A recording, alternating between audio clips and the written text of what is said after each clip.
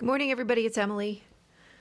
I'm back today with your daily wisdom shot and excited to be here. Hope everybody had a great night and took the time to set some intentions for the new moon last night, new moon in Virgo on it was September 9th. So today's September 10th. And I've pulled your cards. I'll just get right to it here.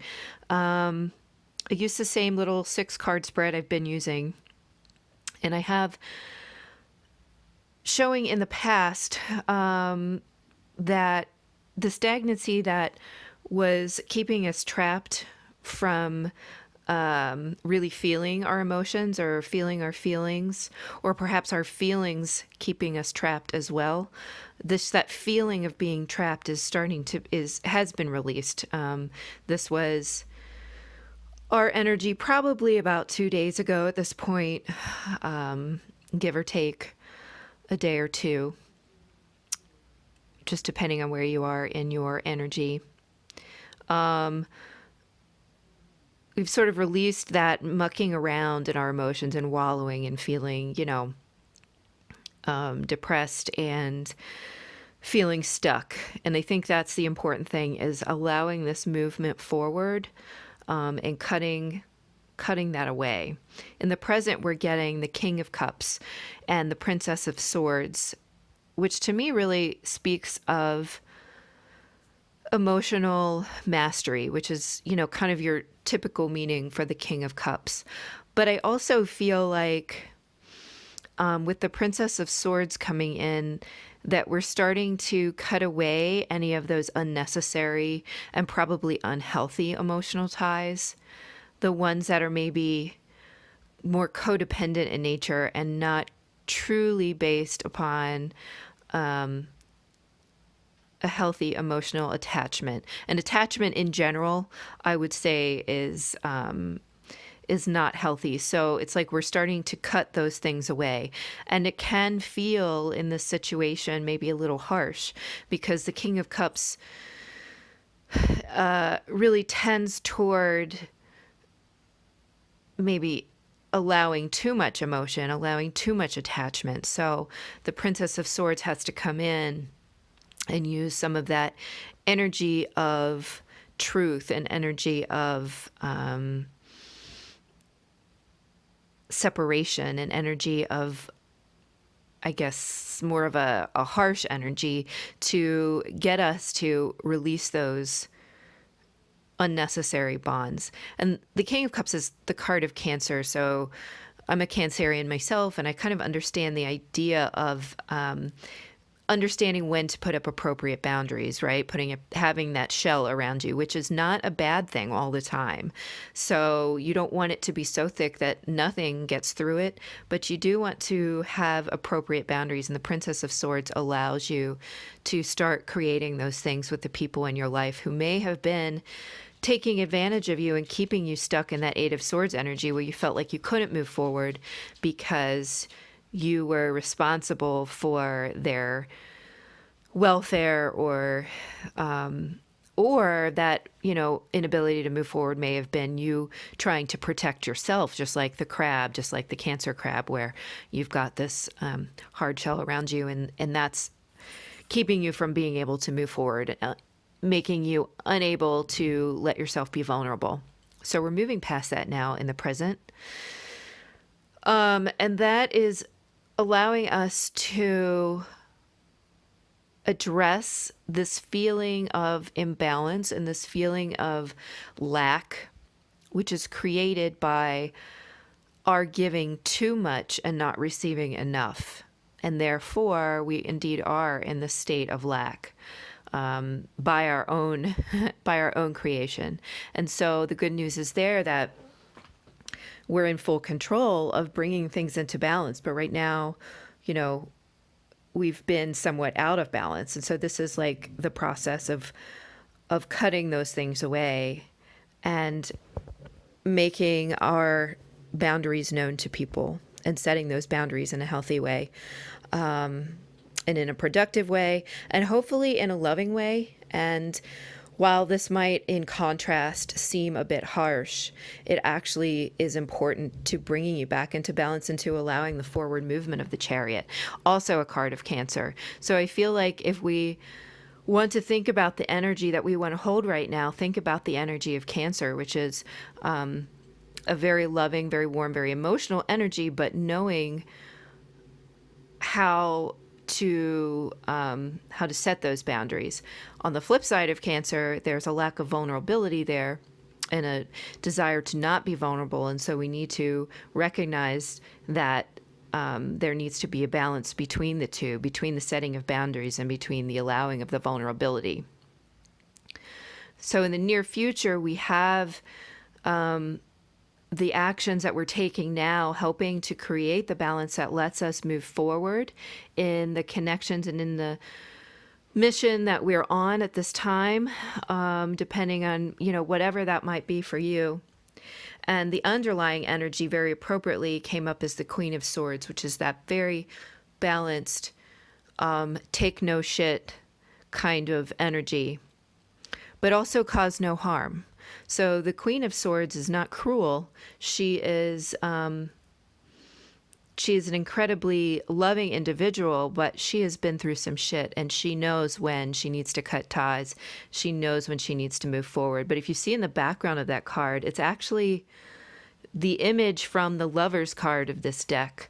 So I feel like she has an eye on her own personal fulfillment. So the steps you're taking now are about your own personal fulfillment, but also about keeping in mind the true benefit to others. When we enable others and when we allow them to take advantage of us emotionally or in any other way, we are not actually helping them. We are creating the environment where they are unable to move forward in their own path, and we keep them stuck in the Eight of Swords energy because we don't allow them to step up for themselves, to show up for themselves. We keep them depending on our ability to step in and save them, all the while stifling ourselves because we're not showing up for ourselves, we're showing up for everyone else. So this is never a good energy to be in. It's literally codependency. And the Queen of Swords is asking us to step out of that right now in whatever way that means for you, whether it's in a work situation, in a relationship situation, or potentially just with yourself, with your relationship with yourself. I really do feel like a lot of us are dealing with this in personal relationships just because of the Lover's card appearing in the back of the Queen of Swords card. This is just really keeping an eye on the give and take of our personal relationships and where manipulation is taking place and where that needs to be cut out. So I've drawn 3 cards also from the from Caroline May's archetype cards, which I love. The first card is Seeker. And the light attribute of that is thirst for wisdom and truth wherever they are. The shadow attribute is inability to commit to a path once found. And so this really, it's showing up right now actually under that Eight of Swords from the past. And it kind of highlights the fact that, we know the way forward. It's our own mental bondage that is sometimes keeping us from moving forward and committing to the path that we know is there. Some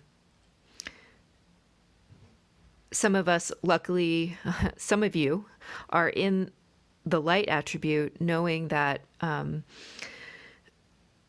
there is a path forward and that you're so thirsty for that, to fulfill that mission, that you are able to break these bonds, that you're able to break out of that mental stagnancy to move forward. All of us are holding both of these attributes, the light and the shadow. And so we need to really integrate that seeker energy to be able to move forward at this time. Next, underneath the King of Cups and Princess of Swords, we have the healer energy, which I think resonates really well with the King of Cups energy. The light attribute is the passion to serve others by repairing the body, mind, and spirit, and the ability to transform pain into healing. And the shadow attribute is taking advantage of those who need help or failing to care for ourselves. And so, again, we're talking about the places in which we are not helping others by enabling them too much, and the places in which we are actually hurting ourselves by failing to set the healthy boundaries. And so we just need to make sure that we're playing that role on the light end of the scale, and that sometimes the best way to heal others and help others is to cut them off, is to set that boundary with them, and cut away the parts that, the pieces of our interactions with them that are actually hurting them by not allowing their growth. And it also allows us to heal ourselves by showing up for ourselves and creating the space in which we can redirect our own healing energy to ourselves, because it's so desperately needed at this time. And then the third card under the near future column is addict. The light attribute helps you to recognize and confront addictive behavior, and the shadow attribute compromises integrity and honesty and allows an addictive pattern to have authority over your inner spirit. And I feel like that is the perfect card to fall underneath the Five of Pentacles energy, which is that energy of lack that really keeps you locked outside of your balance and keeps you locked outside of your own inner truth and your own inner healer energy and balance, because you've taken it too far outside of your own balanced nature. So you've taken potentially a good thing and shifted it in the direction of lack. You've given either too much, as in the case of codependency, which is an addiction, or you've given too much and you've not received enough in return. And this has held you back in the recent past. And we're being asked to pull this into balance right now so that we can move forward into our more balanced state and into the mission that we're trying to accomplish at this time, or into the relationship that we need to have with ourselves in order to move forward in relationships with other people. The most important relationship you'll ever have is the one with yourself. And if you're allowing other people to drain you to the point of lack, then you're unable to move forward in the relationship with yourself, and you're unable to show up for your relationship with yourself or anyone else.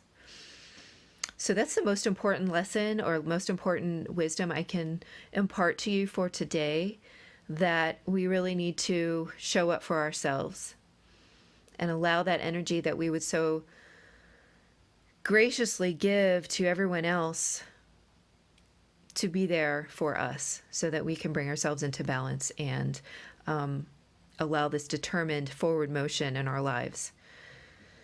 Okay, I hope this is helpful for some of you for today. And thank you so much for subscribing and liking and commenting. It helps me to know what you're getting out of these readings, if anything. And I really enjoy interacting with all of you. So thank you again, and I will talk to you soon.